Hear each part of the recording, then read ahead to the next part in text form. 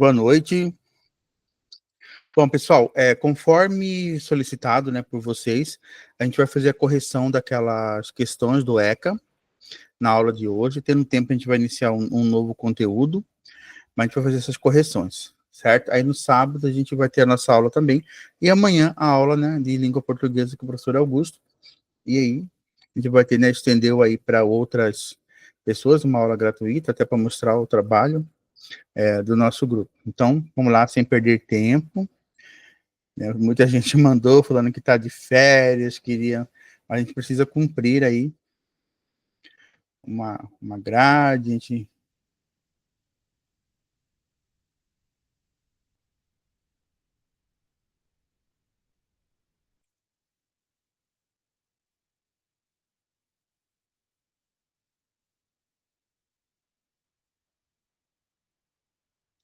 Bom, então a gente vai iniciar, né, com a questão número 1, que diz assim: leia o caso a seguir.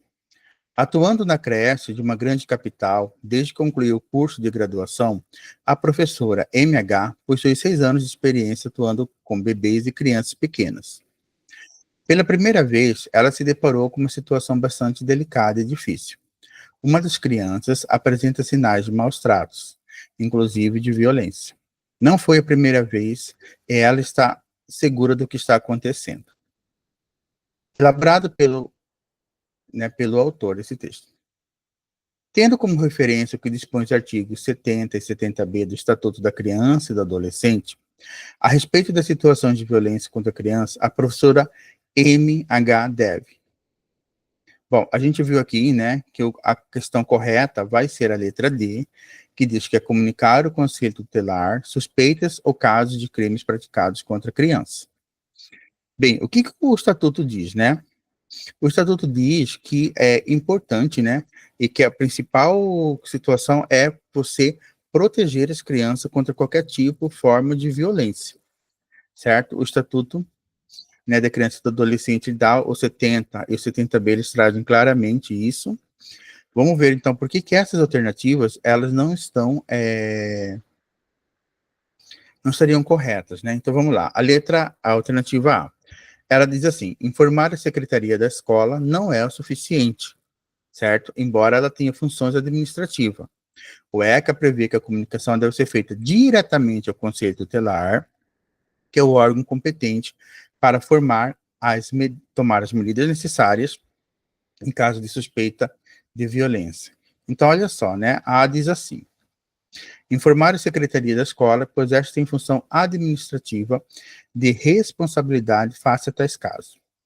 Bem, a secretaria da escola, ela não tem, de fato, uma responsabilidade para com isso dentro da escola, seguindo uma hierarquia. Não é que o pessoal da secretaria não tenha que fazer a denúncia. Todos devem, a gente sabe que qualquer pessoa que se omite a isso, ela acaba, né, correndo o risco de responder por essa omissão.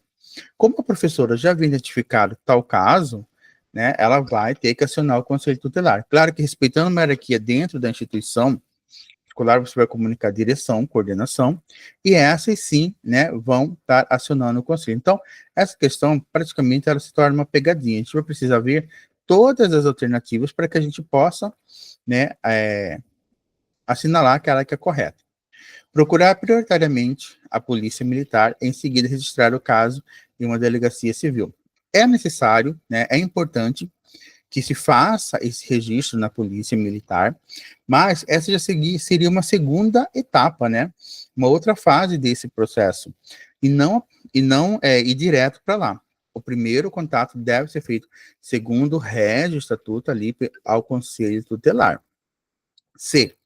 Notificar os pais e o responsável a respeito de suas consultações e informar que o caso será encaminhado ao setor responsável da Secretaria Municipal. Não, gente. O caso não é encaminhado à Secretaria Municipal ali de Educação, né, no caso ali. Esse caso é comunicado ao Conselho Tutelar. Então, a gente nota que essas 4 alternativas que consta aí, dentro do que diz e rege o Estatuto, é a alternativa D, realmente, comunicar ao Conselho Tutelar suspeitos ou casos de crimes praticados contra crianças e adolescentes. O que a gente precisa lembrar? Né, que o Estatuto ele é bem enfático em relação a isso. Não precisa ter uma comprovação, não precisa ter uma prova. Basta você suspeitar, certo? Ter uma suspeita de que algo está acontecendo com essa criança, de que ela está sendo submetida a uma violação dos seus direitos, para que depois, né, para que você possa já acionar. Então, suspeitou, aciona o conselho tutelar. É o que diz ali o estatuto.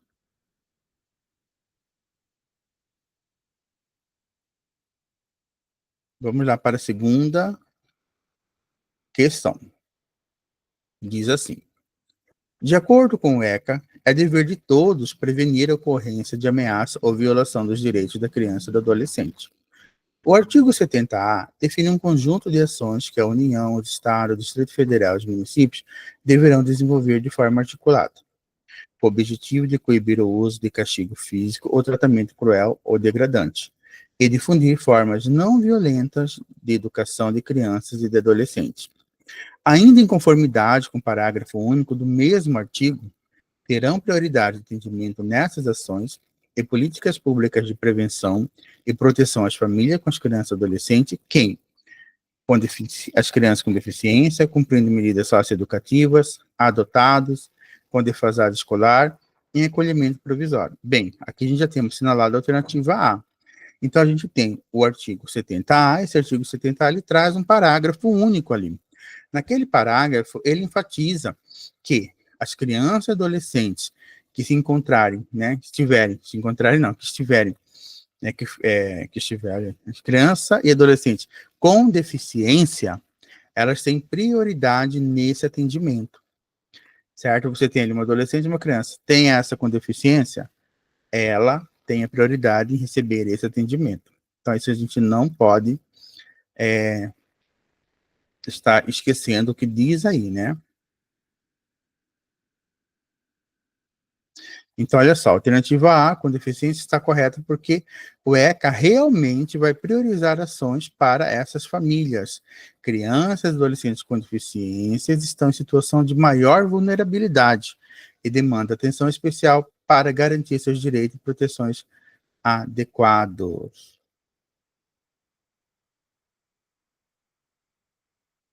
E aqui, ó, a B, é importante a gente entender o que ela diz aqui, ó.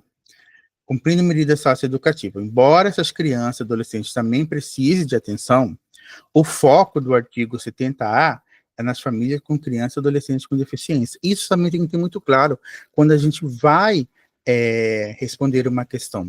Essa questão, ela está focando, dirigindo-se ali dentro de um contexto de um determinado artigo. Se ela diz conforme artigo tal, dentro do artigo tal, né, o artigo tal fala a respeito de, a gente tem que entender que é para responder conforme está no artigo. Não cabe a interpretações, não cabe aí o quê? Né, de deixar de forma geral. Vai ter questões em que não será, né, considerado o artigo, mas sim a interpretação, ou então o que diz realmente o estatuto de uma forma geral. Isso é muito importante, porque a gente sabe que as crianças e adolescentes têm proteção integral na privação dos seus direitos, certo? Mas quando ele coloca que o artigo 70 ainda direciona ao parágrafo único desse artigo, ele está focando ali. Então, a gente não pode fugir dessa regra, tá, gente?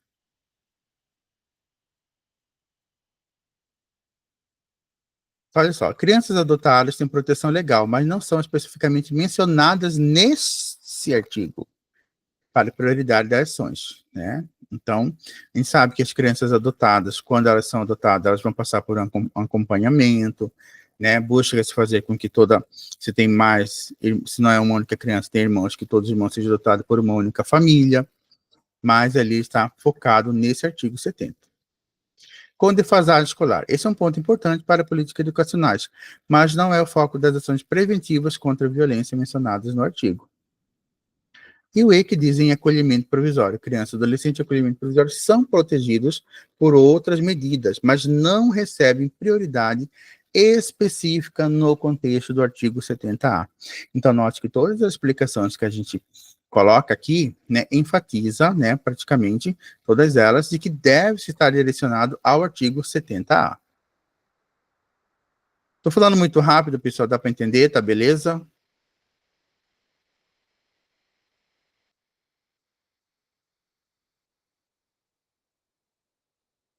Vamos lá.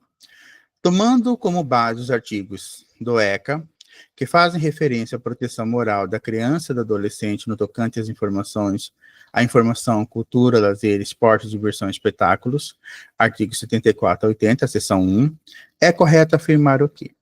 Então, nós temos aqui, né, a alternativa A, que a gente já vê que é correta, porque já está assinalada, né, em negrito aqui, que diz que as crianças maiores de 10 anos somente poderão ingressar e permanecer nos locais de apresentação ou exibição quando acompanhadas dos pais ou responsáveis, né? Por quê que essa aqui é correta? Porque ele está pedindo incorreto,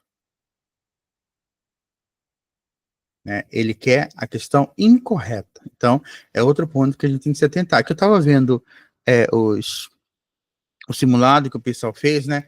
E aí eu vi que algumas questões que têm, né, focam em determinados artigos, ou em incorreto, não correto, o pessoal parece que ainda tem alguns que se perdem nessa questão, então a gente precisa ter muita cautela, né, analisar bem esse contexto para a gente poder ver. Então, crianças maiores de 10 anos somente poderão ingressar e permanecer nos locais de apresentação ou exibição quando acompanhadas dos pais responsáveis. Não é isso que diz, né? Que diz lá, né, no artigo, olha aqui.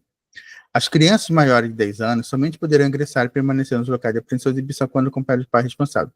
Essa afirmação está incorreta, segundo o ECA, pois não há exigência específica de que crianças maiores de 10 anos devem estar sempre acompanhadas de pais responsáveis em todos os locais de apresentação e exibição. O ECA prevê a classificação etária e a possibilidade de ingresso de acordo com a faixa etária estabelecida para cada espetáculo, sem a restrição específica mencionada na alternativa. Então, a gente vê aquilo que eu falei, né? É um artigo, ele não direciona, ele não coloca ali especificamente, né, que crianças devem estar ali, né, acompanhada dos pais, mas sim, a gente sabe que o ECA traz que determinados espetáculos, shows, ou até mesmo cinema, existe uma classificação, né, essa classificação deve ser colocada ali, exibida, dizendo, né, ao público que vai fazer uso desse serviço, qual é a classificação. Não sendo uma classificação adequada a determinada faixa etária, essa criança não vai poder estar lá, sendo na presença dos pais, estando na presença dos pais, ou não estando na presença dos pais, certo? Então, isso é muito importante que vocês tenham claro ali. Os demais, eles estão todos corretos, né? Toda criança ou adolescente terá acesso a diversão e espetáculos classificados de acordo com a sua faixa etária, né? As emissoras de rádio e televisão somente exibirão no horário recomendado para o público infantil e juvenil programas com finalidades educativas, artísticas, culturais e informativas, né? Também está correto, dá essa orientação. As revistas e publicações contendo material impróprio ou inadequado de crianças e adolescentes também deverão ser comercializados em embalagem lacrada com advertência do seu conteúdo. As revistas de publicação destinadas ao público infanto e juvenil não poderão conter ilustrações, fotografia, legendas, crônicas ou anúncios de bebidas alcoólicas, tabaco, armas e munições, e deverão estar respeitando os valores éticos e sociais da pessoa e da família. Sobre, vamos lá, quarta, né? Quarta questão, vamos lá. Sobre as disposições do artigo 81 do Estatuto da Criança e do Adolescente, ECA, que trata da proibição de vendas de determinados produtos a crianças e adolescentes, analise afirmativos abaixo, marque V para verdadeiro e F para falso. Então, nós temos a primeira aqui, ó. É permitida a venda de bebidas alcoólicas a adolescentes desde que estejam acompanhados, né, por um responsável maior de idade? Verdadeiro ou falso, gente? Falso, né? Menores de 18 anos não podem, né, ingerir ali bebidas alcoólicas. Não pode ser comercializado a eles. Crianças e adolescentes não podem comprar fogos de artifício salvo aqueles com potencial reduzido que não apresentem risco de dano físico. Verdadeiro. Né? Verdadeiro. Oi, Letícia. Oi. Estou atenta à leitura junto contigo. Ah, tá bom, beleza. O artigo 81 proíbe a venda de armas e munições, mas não faz menção a explosivos? Faz, né, gente? É falso. Já precisou você permitir que crianças comprem explosivos? Bilhetes lotéricos e produtos cujos componentes possam causar dependência física ou psíquica, ainda que por utilização indevida, estão proibidos de serem vendidos a criança e adolescente? Verdadeiro. Então, a alternativa correta é a letra A. Certo? Vamos lá, seguindo.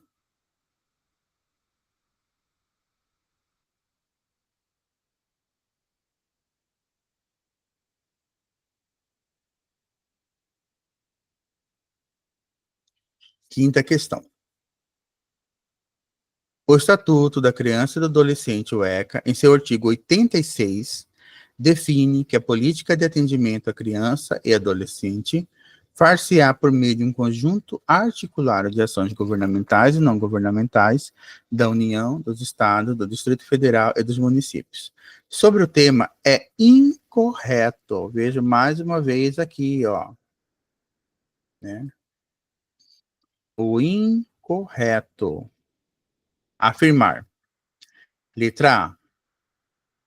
A política de atendimento à criança e adolescente prevê que seja evitada a mobilização de opinião pública para sua definição, uma vez que pode gerar exposição desnecessárias da criança e adolescente a quem é garantida proteção integral. Vamos lá. Artigo 86, né? Artigo 86 que ele vai falar que isso, me perdi aqui.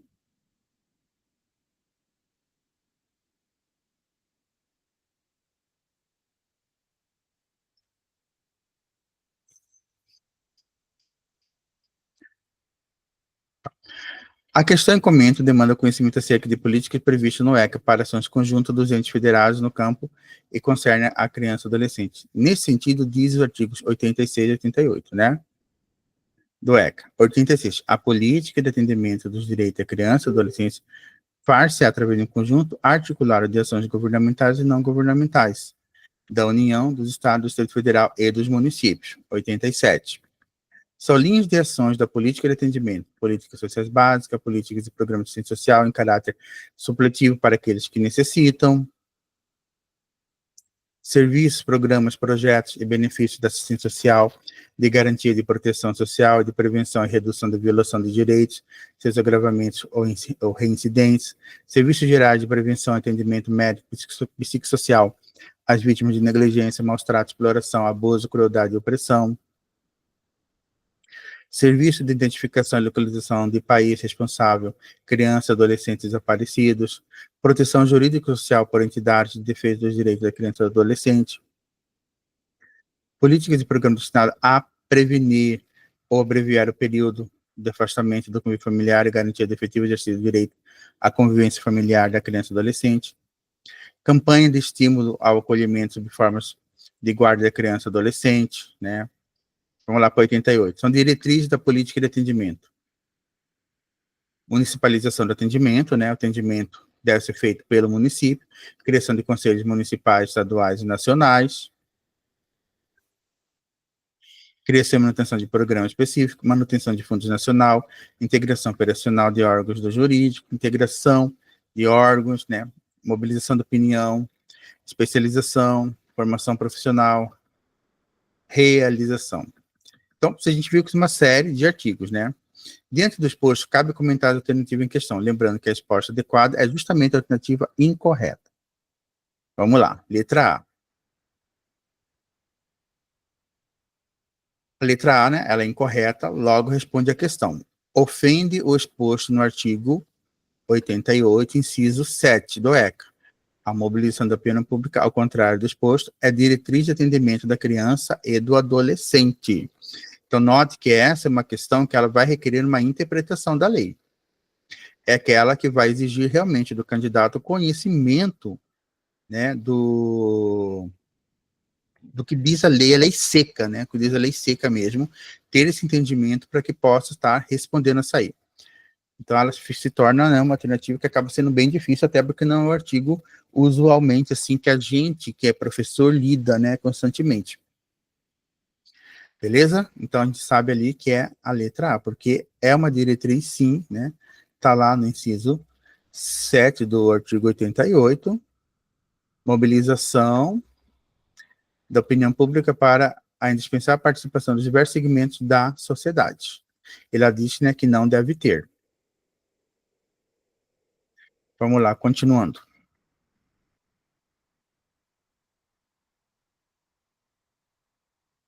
Sexto, em 2020, o Brasil atingiu o maior número de denúncias de violência contra criança e adolescente desde 2013. Foram 95.247 denúncias no Disque 100, programa do Ministério da Mulher, Família e Direitos Humanos. Né? Uma média de 269 denúncias a cada dia. Né? Tem a fonte aqui, e diz assim: o artigo 98 do Estatuto da Criança e do Adolescente prevê que medidas de proteção à criança e ao adolescente são aplicáveis sempre que os direitos reconhecidos nessa lei forem ameaçados ou violados por ação ou omissão da sociedade ou do Estado e por omissão e abuso dos pais ou responsável. Então, a alternativa correta, né, seria essa aqui. Ó, ele cita o artigo 98 do Estatuto,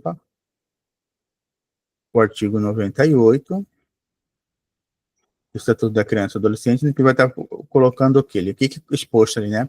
Prevê que medidas de proteção à criança e adolescente são aplicáveis sempre que os direitos reconhecidos por lei forem ameaçados ou violados. Então, sempre que, né, a sociedade, ou até mesmo o Estado, ou os pais, né, ou aquele que está responsável pela criança, né, for omisso ali, né, no que tange à proteção dessa criança e desse adolescente, eles, né, têm que responder ali por isso. Então, a B diz assim, né, por falta de omissão, né, somente em caso de negligência física, não, né, física, emocional, qualquer que for, né, se aplicável quando a rejeição, a desvalorização da criança e do adolescente, também não é só sobre isso. Vamos lá para a sétima questão. Dentre os princípios que regem a aplicação de medidas socioeducativas, de acordo com o artigo 100 do ECA, não se inclui. Então, ó, dentre os princípios que regem a aplicação de medidas socioeducativas, né, que está lá no artigo 100, ela não inclui o quê? Proteção integral prioritária, não. Essa tem. Responsabilidade primária e solidária do poder público, também. Interesse superior da criança e do adolescente, também, né? Intervenção máxima, né? Não consta lá. Então, essa seria a alternativa que está correta.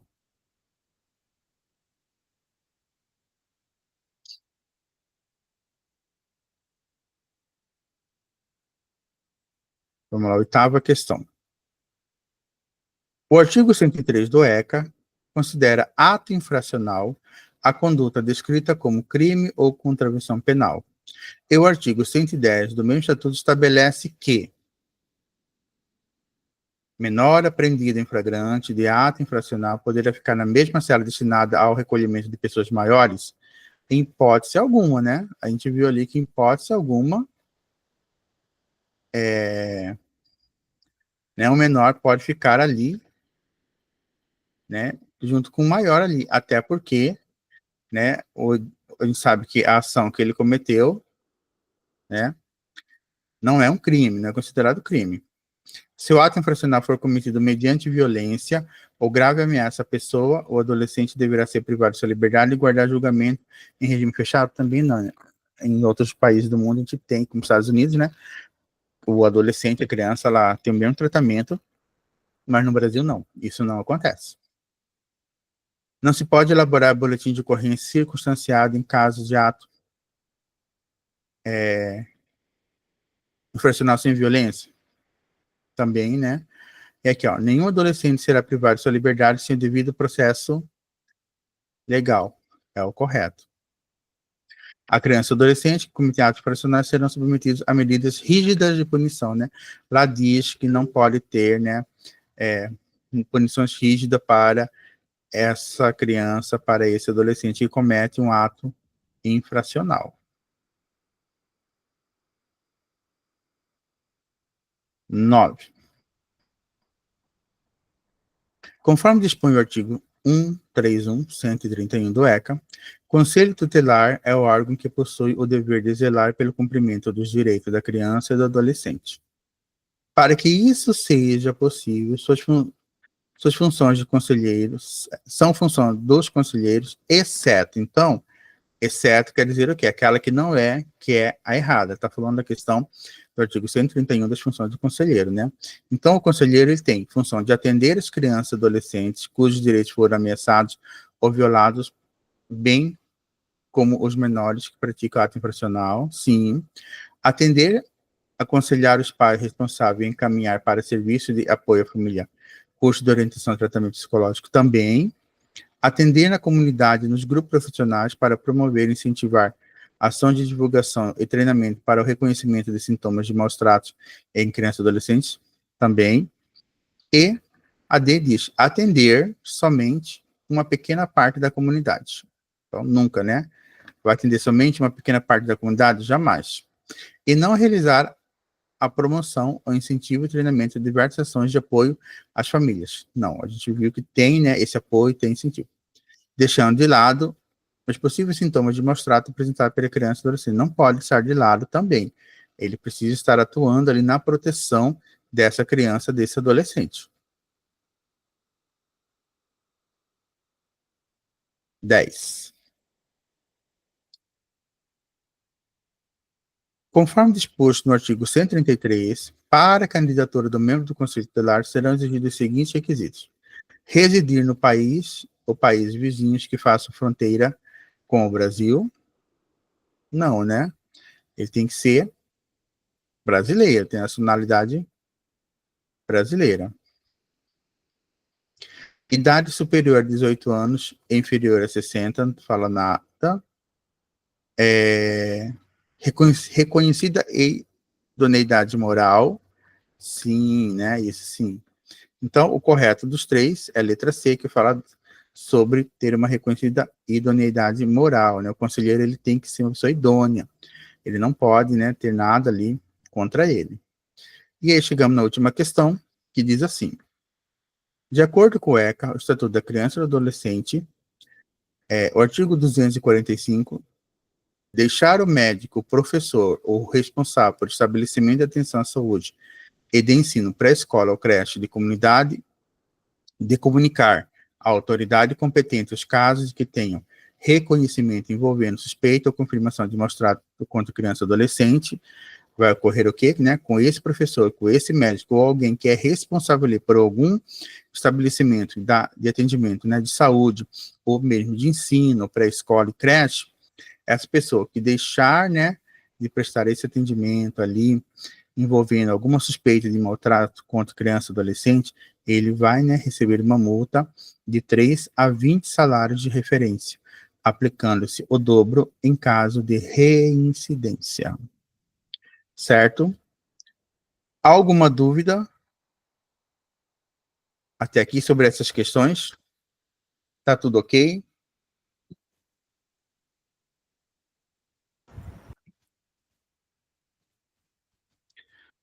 Todo mundo vai acertar as questões do simulado do ECA quando for feito? Em nome de Jesus. É isso aí, né? Temos que estudar, a gente não pode deixar de lado, né? Você vê que são muitas coisinhas, algumas questões elas exigem um nível de detalhe maior, então a gente precisa estar participando disso aí. Bem, a gente ainda tem, né, tempo.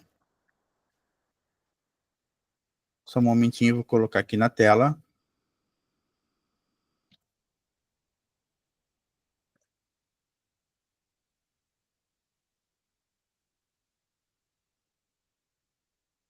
Só fixando uma hipótese.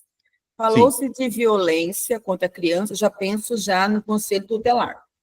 Sim, mas tipo assim, você tem que sim, direcionar o conselho tutelar. E ele diz assim, que é uma suspeita. Mas, se você está atuando dentro de uma escola, você precisa seguir ali, né, a hierarquia. Então, você vai ter que comunicar a direção, coordenação da escola. Aí, geralmente, são eles que acabam acionando o conselho tutelar. A partir do momento que você comunica a eles, você também já se exime de ter que responder alguma coisa, porque você já fez isso, entendeu? Você já comunicou a eles, porque eles são responsáveis pelo estabelecimento de ensino. E existe uma hierarquia. A gente não pode, de poder até que pode, né? Mas fica meio antiético, né? Não soa muito profissionalmente essa questão. O professor não acompanha, no caso, a situação adiante. Geralmente, depende muito. Geralmente é escola. Geralmente é escola. Mas depende muito de toda uma situação, de todo um contexto, né? Mas geralmente é escola. A partir do momento que você passa para a direção, você já fez a sua parte, que é o de caminhar, né? Aí vai depender muito do professor, vai depender muito de uma série de situações. Mas legalmente, né, é isso, você passou para lá, só se for requisitado ali pelo conselheiro, pelo Ministério Público, alguma outra coisa, de você estar ali, né, constantemente participando. Por exemplo, quando eu estava na direção, uma professora foi e fez uma denúncia em relação às crianças, a gente acionou o conselho. Na verdade, a grande dificuldade hoje, não sei como que está agora, mas é o conselho tutelar, né? Infelizmente, eles acabam não atuando como deveria. A época mesmo, o conselheiro, ele quis se eximir de qualquer responsabilidade. Inclusive, ele chegou de falar para o delegado na época, né, que ele falou bem assim, que nada via, nada sabia, nada isso aqui. E acabou até levando uma do delegado por causa disso aí, né? Que ele não sabia de nada, não sei o quê. E assim, é suspeita, né? As pessoas não podem te acusar. Você seguiu ali, né? Você seguiu o que diz uma lei, né? Porque o Estatuto da Criança e Adolescente é uma lei, você está seguindo ali, fala a suspeita, que você não precisa ter essa comprovação, provas, nada, você está suspeitando disso. Aí comunica o conselho tem que fazer parte de averiguação, né? Com certeza, junto à polícia e a outras entidades, se for necessário, identificando a situação, mas aí é difícil, porque né, aquela vez a direção da escola e a professora, eles tiveram que ser bem incisivos, entendeu? Eles acabaram indo no resgate dessas crianças e indo até na polícia, eles que acabaram indo. Na verdade, não foi o conselho que levou, foi a escola que acabou levando o conselho na polícia para fazer essa denúncia. Então, varia muito. Eu não sei como que está o conselho hoje, que eu não tenho mais participação, assim, né, em ações, nem no trabalho deles. Então, mas é isso, tá bom? Obrigada. Tem que seguir uma hierarquia ali.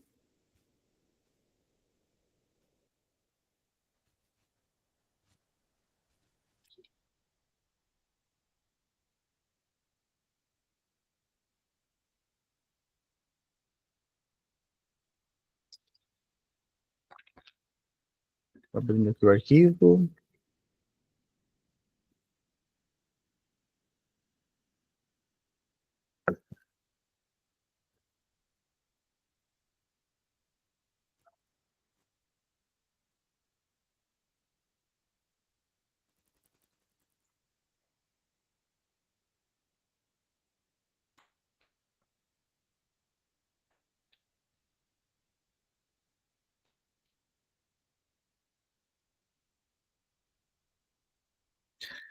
Bem, pessoal, a gente vai continuar falando sobre as diretrizes pedagógicas, né, 2025, da Rede Estadual de Ensino, né, de Educação de Mato Grosso do Sul, que é uma coisa que pode estar caindo. Eu mandei acho que o documento lá na íntegra, né, e vocês viram que ele traz um resumo de tudo de toda a legislação, diretrizes, né, e resoluções que o Estado tem. Então, é uma diretriz, a gente acredita muito que ela vai ser cobrada, eu já ouvi de alguns diretores, isso, então por isso que a gente vai estar trabalhando nisso aí, né? Isso aí no edital a gente vai direcionar melhor essa questão. Então, olha só, a gente vai falar sobre a organização da rede, né? O primeiro capítulo dessa diretriz ela vai falar como que a rede estadual ela está organizada. Então, ela vai seguir a LDB, ela vai seguir, né, algumas diretrizes do Conselho Estadual de Educação, né, na sua formulação, entre outros documentos normativos que vão fundamentar, né, esse documento. Então, vamos lá, né, ele começa falando sobre o ensino médio. O ensino médio ele vai atender estudantes de 15 a 17 anos em um período de 3 anos. A LDB diz que o mínimo é 3 anos, né? Mas aqui você pode ver que o documento, como é uma diretriz da rede estadual, ele já fala que na rede estadual de ensino é 3 anos, e é para atender estudantes de 15 a 17 anos, né? E ele coloca que essa etapa do ensino médio, ela visa consolidar ali os conhecimentos que são adquiridos lá no ensino fundamental, preparando esses estudantes para que eles possam, né, estar se preparando como bons profissionais no futuro, né, em frente aos desafios acadêmicos, promovendo ali um desenvolvimento de habilidades cognitivas e também socioemocionais, além de proporcionar uma formação integral. Essa parte a gente encontra lá na BNCC e também na LDB, né, quando ele fala sobre as finalidades do ensino médio, né. Ele vai fazer uma análise sobre, ele vai fazer um comentário sobre as mudanças que ocorreram no ensino médio, principalmente essa de 2024. Eles vão falar que essas mudanças, né, elas vão demandar ali, né, um fortalecimento, né, da etapa de ensino médio. Eles dizem que essa mudança veio porque ela pudesse ter uma coerência pedagógica, né, uma equidade educacional e também alinhando ali, né, as necessidades contemporâneas, né, ou seja, contextualizando aquilo que o país está vivendo no momento. Então, o que vai, né, ocorrer nessas mudanças aí? Essas mudanças vão estar acontecendo e direcionando o quê, né? Uma ampliação da carga horária na formação geral básica. A gente sabe que antes a formação geral básica ela tinha perdido muito a carga horária, então agora ela passa essa ampliação maior dentro da legislação que houve essa alteração lá em 2024. E esses itinerários formativos, eles tiveram uma carga horária ajustada, né? Acho muito bacana quando o termo utilizado ajustado, para não falar que ela diminuiu, né? Então, essa matriz curricular, essa etapa do ensino médio, são organizadas em formação geral básica e itinerários formativos, né? Na rede estadual, os itinerários formativos, né, eles são ofertados de uma forma de aprofundamento, né, de possibilidade do estudante, consolidando ali as aprendizagens em áreas específicas e fortalecendo também as competências gerais e também o preparo para o ingresso no ensino superior. Além do itinerário formativo, né, que se tem o itinerário de formação profissional e tecnológica, que tem como objetivo estar preparando o estudante para o mundo do trabalho. Então, vão ser ali habilidades, né, práticas, para que esse aluno consiga ter essa preparação. E também a diretriz, ela traz, né, que essa organização da rede estadual, ela vai contar ali com o ensino médio profissional, certo? Esse ensino médio profissional, ele refere-se à etapa de ensino médio integrada à educação profissional, desenvolvida por meio de itinerário de formação técnica e profissional. Então, a gente vai ter o ensino médio, e esse ensino médio também vai ser o ensino médio profissional, que vai ter ali, né, integrada à educação profissional ali, desenvolvida por meio desses itinerários ali. Então, esse itinerário de formação técnica profissional, né, denominado aí pela sigla IFTP, ele está estruturado, né, a partir de diferentes trajetórias profissionais, organizada nas perspectivas áreas técnicas, e que cada trajetória, né, elencada ali, ela é composta por 3 cursos de qualificação profissional, sendo que cada curso ele vai ser oferecido em cada ano, então, ou seja, são três cursos de qualificação, a cada ano vai ter um curso ali.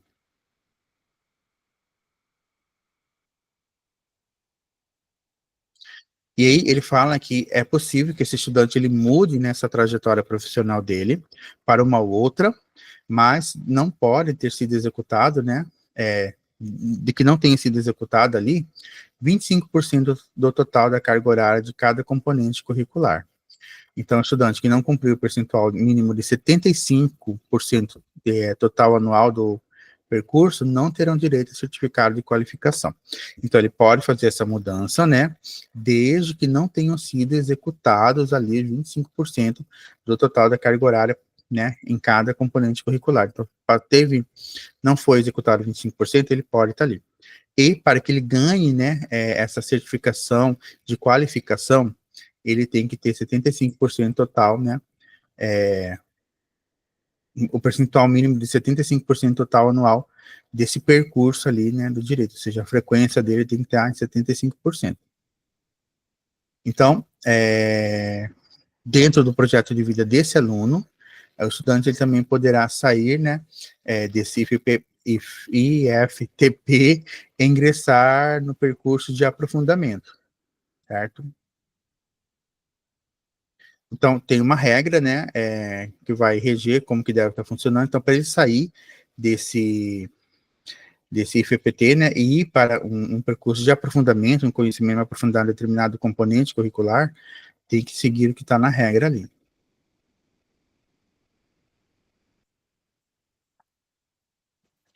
E aí ele coloca o seguinte, né, ó, neste último caso, o estudante realizado no IFPT, referente à qualificação em curso, serão considerados para fins exclusivos de validação de carga horária do ensino médio, não sendo possível a certificação intermediária. Então, tipo assim, ele fez essa mudança. Ele não vai receber uma certificação, né, de que estava ali, né, nesse processo. Só vai ser válido para validar ali a carga horária dele no ensino médio.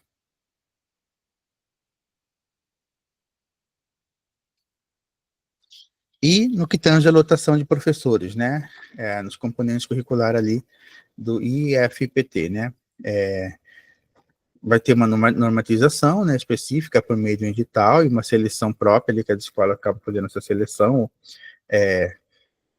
e aí o docente ele deve estar possuindo aí, né, deve ter umas especificações ou em curso nível superior ou notório saber, né, aquele conhecimento que ele tem sobre algo, né, na sua prática ali, no seu trabalho, no seu dia a dia, que seja reconhecido ali pelo sistema estadual de ensino de Mato Grosso do Sul.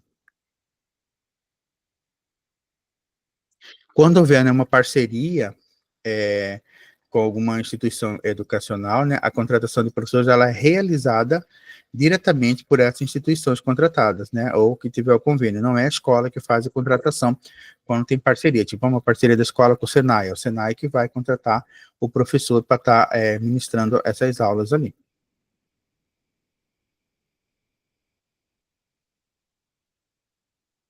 Então, a estrutura curricular, né, do itinerário formativo de formação técnica e profissional, esses itinerários, eles estão organizados, né, numa matriz curricular ali do ensino médio profissional, e tem a seguinte composição, né, projetos empreendedores multidisciplinares e também o percurso profissional. Esse projeto empreendedor multidisciplinares vai ter o catálogo ali, né, então, se é ofertado, ou ele pode ir por esse percurso profissional ali.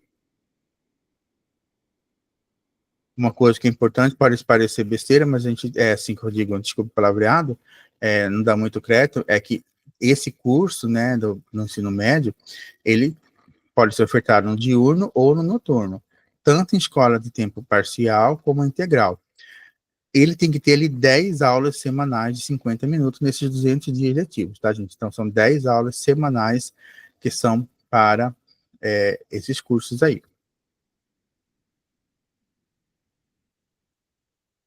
Então, formas de organização do currículo, né? A organização curricular, né, dessa qualificação profissional ali no itinerário formativo, ele vai observar algumas determinações presentes na legislação vigente nas diretrizes definidas no projeto pedagógico da unidade escolar. Então, quando for organizar, né, o currículo, a escola ali, ele tem que estar observando, né, o que diz a legislação em relação a essa questão, né, quais diretrizes são definidas ali no projeto pedagógico da escola. Então, não pode fugir, não pode ir contra o que tiver no projeto político-pedagógico da instituição.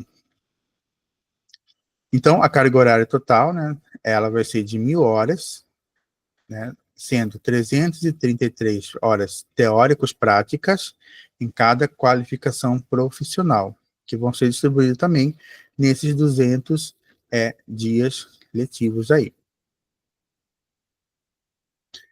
Também vai ser considerado, né, o quantitativo de 10 aulas semanais, e elas vão poder, são presenciais ou não presenciais, quando ocorrer, né, porque pode ter aulas que não serão presenciais, serão à distância ali, através de uso de tecnologias, né? Então, o itinerário para a formação técnica profissional, ele também é oferecido de segunda a sexta-feira, em tempo parcial integral, ou, né, quando houver um caso excepcional, essas aulas elas podem estar ocorrendo ao sábado. Então, notem que eles não fogem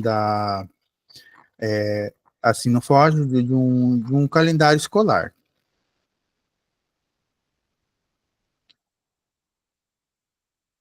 Então, ele vai dizer que, para a conclusão, né, do ensino médio profissional, o estudante deve cumprir com êxito todos os componentes curriculares referentes à formação geral básica e também ao itinerário de formação técnica e profissional. Ele não pode somente focar em um e esquecer do outro. Aqui vai falar, né, que quem que tem, além dos professores, né, vai ter o coordenador do curso, né, vai ter ali esse ali que vai ser responsável por articular ali todas as atividades pedagógicas avaliativas e também um supervisor. E a gente chega também no outras meninas dos olhos, né, da, da educação da rede estadual de ensino, que é a educação em tempo integral. A gente sabe que as escolas, elas têm, as redes, né, municipais, estaduais, elas têm investido na escola em tempo integral, né, uma demanda, uma tendência e cada vez crescendo mais. A rede estadual de ensino mesmo, aqui em Corumbá, tem pouquíssimas escolas que não são atendidas, né, no período de tempo integral.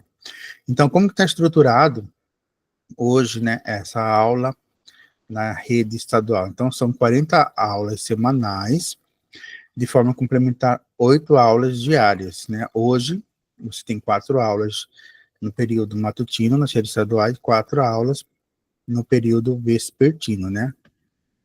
A rede, ela dava autonomia, né, para as escolas estarem seguindo um determinado modelo, como que elas quisessem. Hoje não, hoje todas devem estar seguindo essa carga horária para as escolas de tempo integral. E aí ele faz uma reflexão, ele coloca, né, alguns componentes, não, alguns projetos, algumas ações, alguns componentes e projetos que a escola tem, né, que a escola de tempo integral ela vai ter um estudo orientado, que é um estudo que é um componente que visa o quê? Desenvolver competências que vão habilitar o estudante a fazer escolhas e priorizar e direcionar sua aprendizagem de acordo com seus interesses e necessidades. Tem a tutoria, né? A tutoria pode ser feita de forma individual ou em dupla, ou pode ser o padrinho da turma, né? É uma estratégia em que as pessoas que trabalham na escola, porque não precisa ser necessariamente um professor, eles vão estar ali, né, mais ligados com esses alunos. Algumas escolas, os alunos escolhem, né, esse tutor, e algumas são direcionados para o padrinho de sala para isso. E ela deixa livre isso aí. Outra estratégia também da escola integral, né, é o acolhimento, né, que busca o quê? Manter um vínculo afetivo e de compromisso mútuo ali, tanto com o aluno quanto com suas famílias. E as escolas de tempo integral também contam com as práticas de convivência e socialização, né? São professores que geralmente vão trabalhar com esses alunos, ou tem que trabalhar com esses alunos, atividade pedagógica interdisciplinar e de socialização. Né? Tipo, falando da boa alimentação. Outra questão são os clubes do protagonismo, onde busca que os alunos formem clubes, onde possa atuar de forma autônoma, né, e protagonista.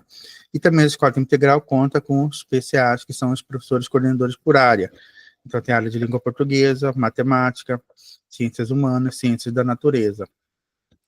Esses especiais, né, eles têm que estar ali auxiliando ali, desculpa, o coordenador pedagógico, ou no que tange ali o trabalho do professor. Ok? Bem, e a gente vai chegar na educação de jovens e adultos também, né, que vai ter. Então, essa educação de jovens e adultos, a gente sabe, né, tá lá na LDB para aquelas pessoas que não conseguiram concluir os seus estudos na idade certa por diferentes motivos, né, não tenham tido como ter continuidade, agora é oportunizados a eles essa educação. E o Estado, ele tem diferentes projetos em relação a EJA.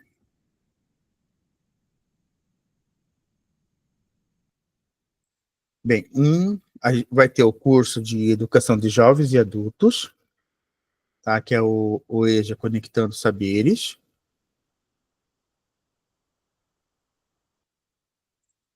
Aqui é para as pessoas interessadas têm maior de 18 anos. Essa EJA Conectando Saberes, ela vai ser, né, organizada em módulos. Então, vai ter para o ensino fundamental, que são considerados módulos iniciais ou intermediário, que é 1, 2, 3 e 4, e também no ensino médio, né, os módulos finais, 1, 2, 3 e 4. E cada um dos módulos, ele é ofertado em um semestre letivo ali, que pode ter entre 95 a 100 dias letivos, tá? E finaliza-se essas etapas em 2 anos. Né? Além do curso Conectando Saberes Urbanos, tem o EJA Conectando Saberes do Campo, que vai estar atendendo, né, a população camponesa ali, que vai ter em sua matriz curricular o componente chamado Terra, Vida e Trabalho, e também um itinerário formativo de qualificação ali, né, para aquela área. Tem a EJA Conectando Saberes Indígenas, também, né, que vai inserir na matriz ali a língua materna, e as pessoas que são privadas de liberdade vai ter o EJA Conectando Saberes 2, que vai ser ali na forma presencial, ou, né, no formato EAD ali, né, e algumas, esse formato EAD, ele pode ter uma qualificação profissional também. E também o curso de Educação de Jovens e Adultos na modalidade de Educação à Distância. Bom, aí eu vou abrir um parênteses aqui, porque houve uma nova diretriz para a educação de jovens e adultos no Brasil, né, até mandei para vocês, mas ela vai passar a valer a partir do ano que vem, nessas mudanças, não vai poder mais ter EJA à distância, né, em hipótese alguma não terá mais EJA à distância, a não ser para o ensino médio, e aí também é uma porcentagem bem mínima de 50%, para a educação do ensino médio, tá? Agora, ensino fundamental, não, ele tem que ser 100% presencial.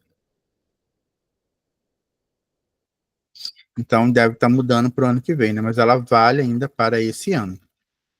Porque o Estado implementou, né, a EJA para ensino fundamental à distância, né? Tipo o João Leite tem, mas a partir do ano que vem não pode, não vai poder mais ter, né? Segundo essas normativas e diretrizes que foram sair esse ano.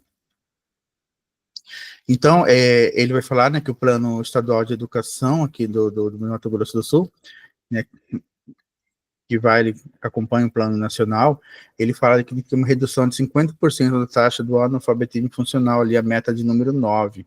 Estratégia 9.4, ponto importância de assegurar a oferta gratuita de EJA a todos que não tiveram acesso à educação básica em idade própria, utilizando também a educação à distância. Então, né, com base no que estava ali no Plano Nacional, no Plano Estadual de Educação, eles colocaram essa EJA à distância ali, porque, né, a meta 9, ele fala de acabar com o analfabetismo funcional, e a estratégia 9.4 aponta aí a necessidade de ter assegurado a esses jovens e a esses adultos a necessidade ali, né, de concluir seus estudos.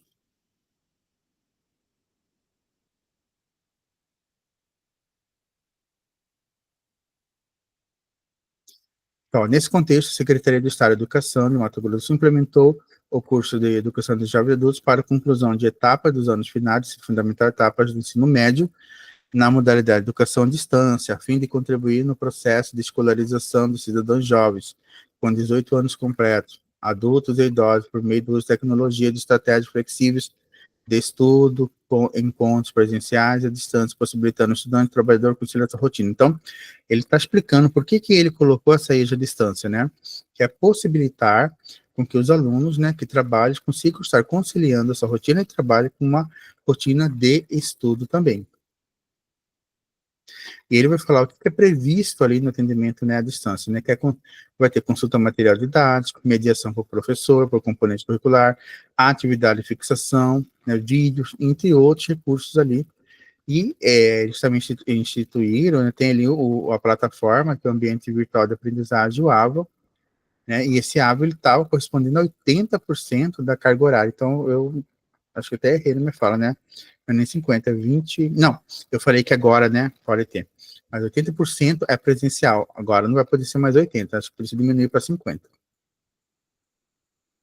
Eles também vão ter o curso de Educação de Jovens Adultos, que é com qualificação profissional, né? O EJA Qualifica, que visa qualificar, né? A qualificação desse jovem adulto, né? É uma qualificação profissional, tanto na etapa do ensino fundamental quanto do ensino médio. Então, a formação geral básica, né, está com o itinerário formativo de qualificação profissional. O curso está organizado em 4 semestres letivos, com certificação das qualificações profissionais que compõem a parte do eixo tecnológico. Então, tem 4 semestres, né, desse EJA qualifica ali. E também ele colocar o curso de Educação de Jovens e Adultos do EJA Mulher, que ele visa atender a população feminina ali que está em alguma situação de vulnerabilidade social. Então, aquelas mulheres que encontram dificuldade para estudar por parte de uma violência doméstica ou tem que cuidar dos filhos, né? Eles instituíram esse EJA mulher ali, né?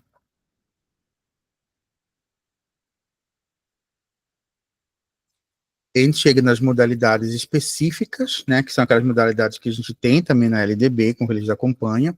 Vamos ter educação indígena escolar, a educação escolar indígena, né, que é uma educação específica e que representa cada vez mais as características do povo ao qual está ela vinculada. Então, a deliberação do Conselho Estadual de Educação, a 10.647, de 2015, ele regulamentou essa educação escolar indígena, né, e aí a Secretaria fala que com isso ele promove a garantia de uma escola indígena específica e diferenciada que vai respeitar a diversidade.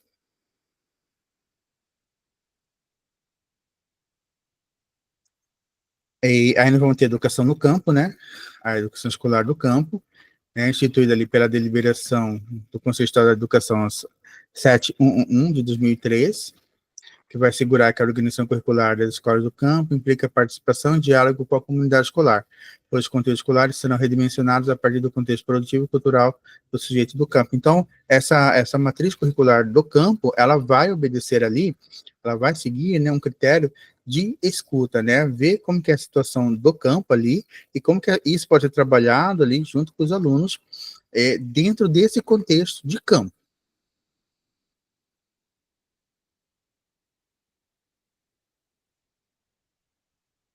E eles vão ter um eixo temático, né, que vai ser denominado Terra de Trabalho ali, que a gente até comentou lá na Ilha do Campo. Então, a educação escolar quilombola também, né, que tem como premissa, né, uma pedagogia própria que vai respeitar a especificidade étnico-racial e cultural de cada comunidade, formação específica do seu quadro docente, material didático para didáticas específicas, né.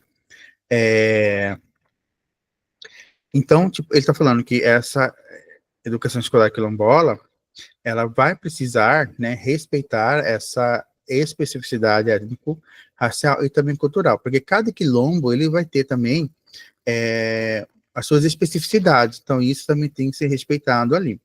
E ele vai colocar que quando uma criança ou adolescente ele vai estudar, né, fora do quilombo, essa escola que atende esse quilombola ali, esse estudante quilombola, ela precisa também fazer as suas adequações para poder estar recebendo esses estudantes aí.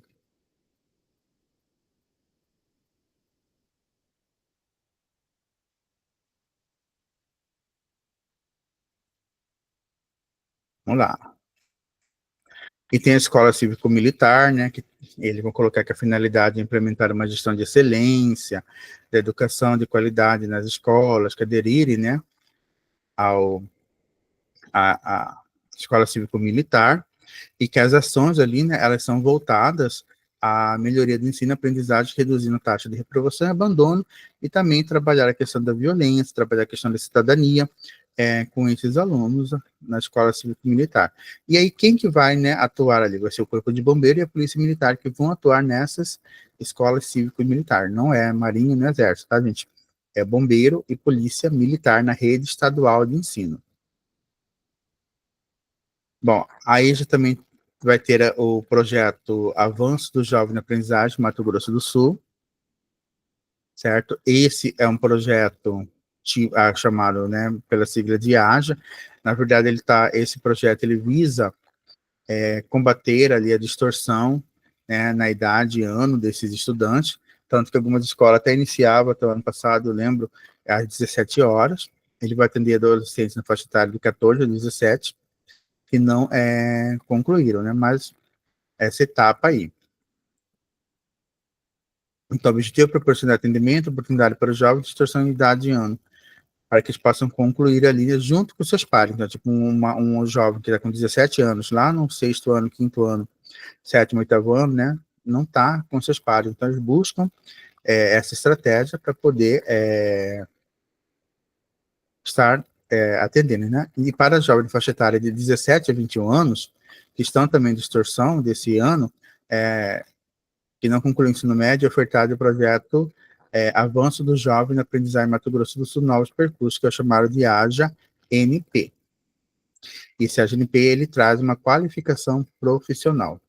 Então, esse AJA-MS e o AJA-NP, ele vai ser composto por um coordenador de projeto, assessor de projeto, e o coordenador da qualificação. E, muito importante, gente, a metodologia que ele fala que tem que ser trabalhada nesses dois projetos, do AJA e AJA-NP, é a metodologia da problematização, tá? Além disso, né, outras metodologias ativas.